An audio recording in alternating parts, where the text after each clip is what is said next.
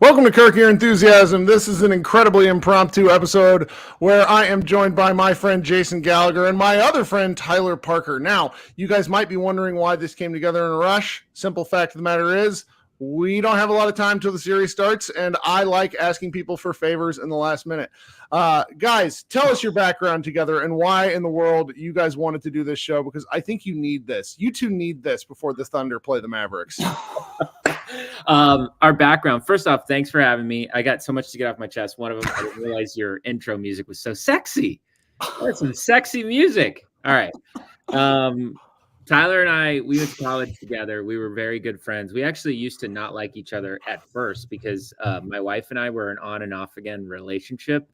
And she started like hanging with Tyler, and I was like, who's this? Tell me. We weren't romantically hanging. It was we were none the wiser. Yeah. Okay. Yes. And you're Understood. In shape and tall and handsome, and it drove me crazy. You didn't know the context of the hanging, right? And you would hang out. You would hang out and like watch Dawson's Creek with her, and I'd be like, "Are you kidding me right now?" I'm a catch. What can I say? And then we grew to be very good friends. We lived across the street from each other in college, and a lot of late nights, fun times. And then we both went to Chicago around the same time to do comedy. He was much more successful than I was, but he was very funny and good. And then started a blog together, Baller Ball. We both moved to LA around the same time, maybe a couple years apart. So we've always been in each other's orbits, which has been great. Baller Ball is very important in my comments, knows what the fuck Baller Ball is, but that's okay. Your friends, you go way back. At what point did the basketball element enter your relationship, and what was that like? I mean, pretty early. I feel like it was like I knew Jason was a Mavs fan. That was something that he led with. That was that was lead with that. That was one of the first couple talking points. It was like Mavs fan. Another thing about me, big Dirk fan. Another thing about me, at OBU, like I was on the team, and so we just got along because we both were watching sports. I think more than. We were both watching and paying attention to basketball, I think, more than some of our other friends were. Yeah, and I'll just also add, it's all kind of coming back to me in the last like 48 hours because I've had some folks, I've had some folks text me that are Oklahomans that said how big a dick I was back then. But there's a couple things. One is when I moved to Oklahoma from Texas, I had no Texas pride, zero whatsoever, couldn't care less, whatever. But then people would just like get in your face and be like, Texas suck. And you're I mean, it doesn't suck. It's like, fine. It doesn't suck. And like, there's a lot of that. And then when I first moved there too, there were a lot of like Mavs/Dirk fans that like jumped ship. And at the time, I was like very. Oh, that's right. I remember this being. Remember this? Yeah, and I was like, "You cowards! You blah blah blah!" And and so I never really let. A lot of people probably heard a lot of crap from me, and that was stupid. But it is what it is. I forgot about that part of things. I do remember a big talking point early on being that Cuban was one of the only owners that voted against the relocation. Like he was like one of like two, I think maybe, or was he the only one? Can't remember which. He's losing some fans, yeah, for sure. And it made business sense, but that's one of those things that now you look back on and It was like him and Donald Sterling. I'm pretty sure. You're right. Yeah. So just like two really neat guys on the right side of history. The other, what's really funny is that I think Royce, Thunder guy Royce's old email was the same as my personal email. My personal email is Jason Gallagher 41 after Dirk Nowitzki, and he had a very similar email. Number 41 was in it because he grew up a Mavs fan, grew up a Dirk fan. Okay, question. At what point the Thunder moved from Seattle in 2008? Yes. Is that right? So where were you guys at that point in time in your respective lives? I was a junior in college. No, sophomore. I was a sophomore in college. Perfect. Okay, so this is right when you have the kind of time to watch sports and be angry and dedicate unreasonable amounts of emotional energy towards your sporting team. The realization, Kirk, that in my shitty little dorm room, I could watch NBA basketball on like local cable. I went to school in Shawnee, but that's very close to Oklahoma City. Just on our regular cable, you were getting Thunder games. And before that, unless it was a nationally televised game, you weren't watching any NBA games. And so just that, like getting to watch a game in my dorm, I remember just being blown away at like that it was even possible. Yeah, and I want to add that, I mean, I used to go to a ton of Thunder games. I think I went to the first. Oh yeah, season. You would go with those guys. You would go. Yeah, you would dress up. Togas. Yeah. We would dress in togas and go. We call ourselves the gods of Thunder, and they were like, "We'll give you tickets if you keep dressing up." And so we did. That's right. And now they freaking took our little thing as the mascot's origin story. He was created by the. How many times is this going to happen to you, Jason? Where you create intellectual property for basketball teams? They just fucking from you. I really like the Thunder organization. They've done nothing but nice things for me. So we are all square there. Okay, so can I also just say one more? Sorry, Kirk, but can you start introducing me as produces the LeBron James podcast rather than the Jason? I'm sorry. Do you want to know why I don't call it? Because I can never remember what it's called. I can never remember what the LeBron James Reddick podcast is called. It's fine. I want to smarmy assholes. Mind the game. Mind the game. See, it's fantastic. It's Jason's multi-talented. I never know what to. I should just call you the editor-in-chief of the Baller Ball and leave it in that. That would be which would be okay. So before you got on, Tyler, Jason told me a little brief story that at one point in time you and he lived together. And there was a rule that you guys were not allowed to talk basketball, that was like Mavericks. My wife kind of was like, "Don't, you guys got to stop." Because I remember that we would get into a lot of heated debates. The hot button topics were Jason Terry, big hot button topic, big one. Don't you speak ill of him. Big hot button. Look, I'm on a Mavs pod. I'm going to be on my best behavior here. I'm not. No, you can talk all the shit. That's fine. No, I mean, look, I'm happy for Jet. Glad that he could be creative enough to come up with that cool nickname nobody's ever had before, Jet. Jason Eugene. Hey, did y'all want to know what my nickname is? This sport I play, the station that is most synonymous with it, their lead analyst. Yeah, it's his exact same. It's his initials. I know. Still, he does the flying thing. It's cool. Come on, the flying thing is not cool. We're removed enough from it. The flying thing is not cool. If you win a championship, it's cool. That's my take. Sure. If you lose every playoff series and you keep doing a bow and arrow thing like Wesley Matthews, not cool. Not cool. Okay. Jason Terry, to me, it was the poster child for the guy who his team is on a run and he takes the bullshit charge in the backcourt. That's not actually a charge, but he flails and the crowd goes crazy and the ref calls a charge. And then he gets up and starts pounding his chest and asking the crowd for more noise and zooming around. Jalen Williams then? No, he would be barking, Jason. Get it right. Hold on. You know what's funny though? Is that I was thinking to myself, what was it that I would say about the Thunder that would get you mad? And it's actually replaying in my head right now because I'm thinking, this is the same mother effer who would cheer on James Harden, and we have to go to commercial break.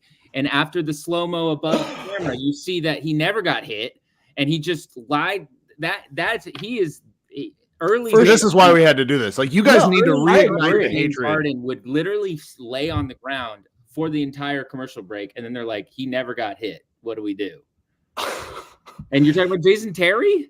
Look, I'm not a James Harden fan. You know what I mean? Now. I'm not into it. Now I can't speak to that. That sounds like does sound like me, but I can't speak to that. That's from another life. And so, no, I do remember. I will say this: I do remember as a Thunder fan who, especially after some of his playoff success, I remember being like, "Wait, is this guy my favorite one out of the three of these dudes? Is this guy my favorite one? He's a lot of fun against the Spurs. That was a lot of fun in Game 5. Is he my favorite?"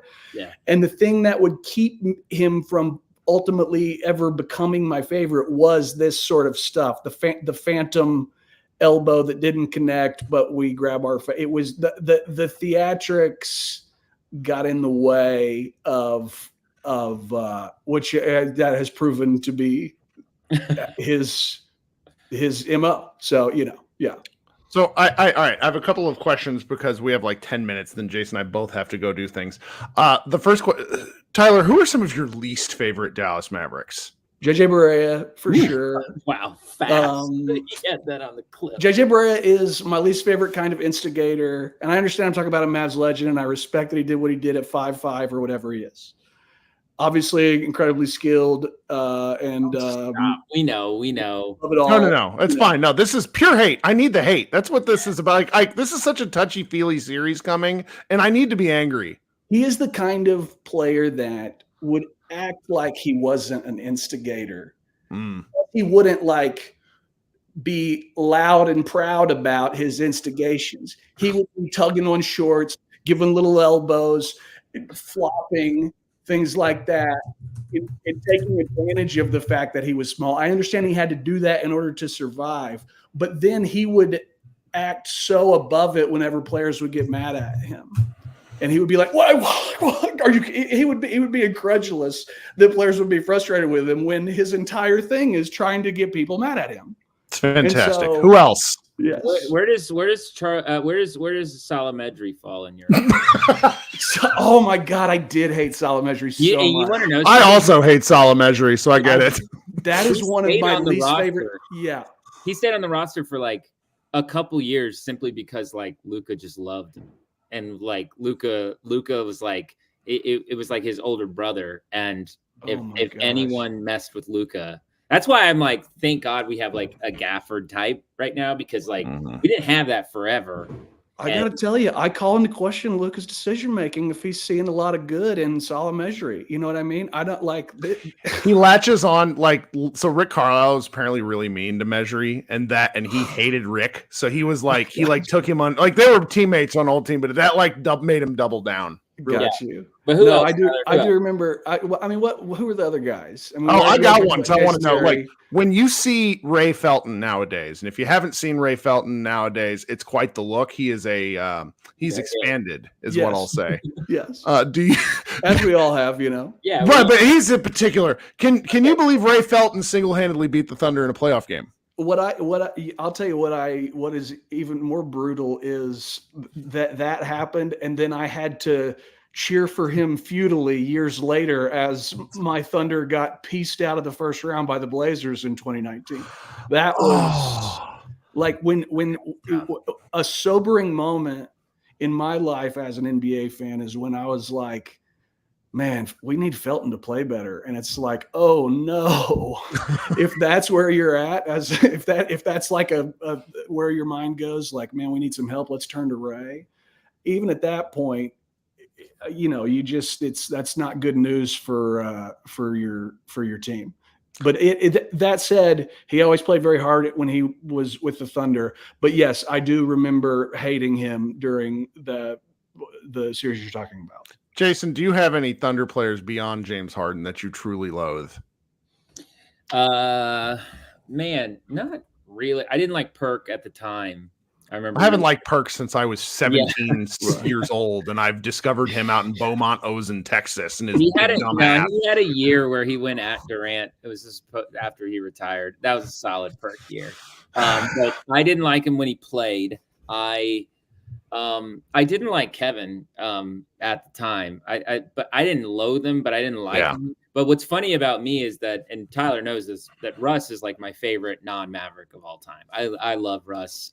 I know it was, especially after this Clippers series, that's a weird thing to say, but he just like he performed when he played, and I really love players that understand that this is like a really rare opportunity.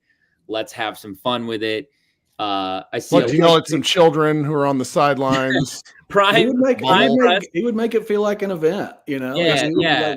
And I think Jalen Williams has a lot of that in him too. He seems to understand, you know, in terms of just straight performance. It's like he's going to be the one that when he hits a three, he's going to be the one that like looks in the stands. If they do eliminate the Mavericks in 7, he's going to be the one on the scorer's table probably. Yeah. So I think that that's why I've always loved Russ. He's just always so ferocious and fun. And so yeah, that is and let me say this about because I want to say something positive about the Mavs, because I have a lot of positive feelings towards the Mavs.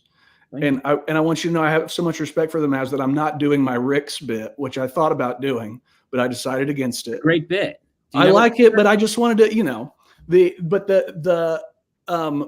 one of my favorite basketball players of all time is specifically Mavs Nick Van Exel. Ooh, and yes. Some of those performances that he had against the Kings in particular are like hit me at a time in my basketball life where I was like, this is my guy. Like, this is my guy. This is my aesthetic right here. Yeah. Whatever this guy's got going on, how he's playing, hell yes, this seems great. That was always one. And I also always had a lot of love for the Mavs because Eduardo Nájera played there for a while. Yeah. And if you give me a Sooner, I will always keep tabs. If you ever want to go down a hilarious Mavericks rabbit hole, when they drafted, they had I want to say 4 draft picks in the 2000 draft, and he's the only person to have panned out because that 2000s draft was historically awful because that was the one Kenyon Martin went number 1 overall. If you go look at it, and like the Maverick, it was Cuban's first year drafting. It's why he hated the draft, because he traded all in for all these guys and every single one of them sucked except for late second rounder Eduardo Nájera, toughest motherfucker alive. That dude was a hoss. Yes. Dude, that guy got multiple stitches right above his eye during a Sweet 16 game against concussion, Michigan State. And he played. He went off, got the stitches, came back in, and the next time that he was in, he goes in for an offensive rebound and about gets a tip in. He's a lunatic. He's amazing. Oh, yeah. Loved Eduardo Nájera. Well, this is far too much love. You guys are going to hate each other by the end of this, at least a little bit. No, not even. No, there's a couple things. We've both grown up. We've matured. We have children. You pass that on. You pass the hatred on. Well, Isaac, unfortunately for me, Isaac has experienced the barking in the Thunder arena, and that has had an impact on his life. He loves to bark at you. He barks at everything. He needs to back it down a little bit, because like I was saying this the other day, but like when I took him, like Isaiah Joe hit a 3 and he literally started just solo. It was just like, bark, bark. And I was like, that's not when you do that. It makes me so happy. He really loves the barking. I mean, Luca is his favorite player, and I think that he. My child has adopted too much Luca. He got pass interfered at a flag football game, like got planted on his face, and got up and screamed at the ref. And Tyler, he's 8, so not great. It's not good. I will also say that the other really fun wrinkle to this series is that I think both crowds are pretty good. And they're very different in their goodness. Like the Thunder are like a steady drumbeat, but I do kind of think like the Mavs arena, when it gets loud, can get really like in those big. Yeah. I've always thought Dallas has a good crowd, and it might be because it's like it doesn't have the steady drumbeat. So like when they do defense, like very emotional. People don't do that, but like when it hits, it hits. And I'll be interested to see, because neither of them had great home away. The Clippers aren't a great home crowd, and neither are the Pelicans. So I think Luca loves that environment. I think he's gonna have a good time. I think it's close to a European environment because of the steadiness. It's just the noise and the loud. I don't think anybody expects Luca to be intimidated though. I think Thunder fans are know that can be loud, but I don't think that they're out there we're going to be so loud. Luca's not going to know what hit him. You know what I mean? I think they know he's amazing. There's a oh, okay. Never mind. Sorry. I was reading the comments. I'm really confused. No, don't read the comments. One guy is really throwing my commenters are who he's going for. See, that's post-game comments are even crazier when you get the Kyrie fans versus the Luca fans versus the Clipper fans. Last game, it was just people just love to argue on the internet, whereas I like to argue on the internet while speaking to somebody, not typing it. Cool. All right, so I think Jason and I have to go. I need predictions, and then we'll go. Tyler, you first. I'll say Thunder in 7. Ooh. I think it'll be a long one, and I think that it'll be very intense and physical, and I think both fan bases will be upset with the refs at different points for essentially the same things. Yes. Yeah, I think that too. I think I'm just going to go Mavs in 7 for similar reasons, and I don't think either one of us would be surprised if it went the other way. No, for sure. But it's going to be interesting just because the narratives and stuff like that they're going to be kind of the MVP stuff's going to come out. It's going to get a little annoying. It'll be interesting to see how annoying that gets. I'm really interested in the discourse around this series. You know what I mean? Yeah, no, it's got the potential to be one of those a lot of big sways, maybe the Mavs win game 1 and Luca torches everybody for 44. And it's the king hath come again, and then maybe the Thunder win the next 2 games and Luca kind of bothers them and Lou kind of bothers Luca and Luca still goes for 30 or something, but it's a little inefficient, whatever. And then people are like, well, is there a Luca stopper now? And then Luca goes for 35 on 14 shots in game. You know what I mean? It feels like it would be very easy to get one of those. I know that Kirk is a big, he loves to plug things for people. So I'm going to ask just real quick. There is a great little segment on this week's Mind the Game about Lou Dort. LeBron is a massive Lou Dort fan. And so they talked about how do you go about playing playoff basketball with somebody like that on you? It's good. It's really good. Do Mavs fans ever talk about how Luca said that Dort was the best guy that guards him? Mm-hmm. Yep. Oh, yeah. We talk about it, and many Thunder fans have put it in my comment. Whenever I hear Lou Dort, my problem is that whenever I hear Lou Dort, I think of the Netflix show Octonauts, which my son watched on repeat, and there was something called Creature Report, and it's Lou Dort, Lou Dort, and it just plays in my head on repeat. My wife is telling me I have to go immediately. You guys are absolutely the best. Find Jason at Mind the Game, and what is it called? Mind the Game? Mind the Game, you got it right. Okay, he looked at me like I got it wrong. I'm like, am I that fucking stupid? The LeBron pod. Okay, yeah. Type LeBron James pod. You can find Tyler stuff on this cool little website called Amazon.com. A Little Blood, and Dancing, a novel, which I will tell Tyler my dad's review of it later. It brought me to tears. Oh my gosh. And well, he in a bad way. Well, he's like, no, in a. It wasn't for me, which tickled me to pieces, but it was an outstanding novel. I cannot recommend it enough out there on Amazon. You can also find Tyler at Ringer, where he does all sorts of things, sometimes where I'm very confused as to if I'm watching a bit or not, and that's how good the acts are. Guys, thank you so much for taking time with me. I hope we enjoy the series, and maybe we will talk at another time. You guys are the best. Thanks, buddy. Always good. Yeah. Yep. Bye. Bye.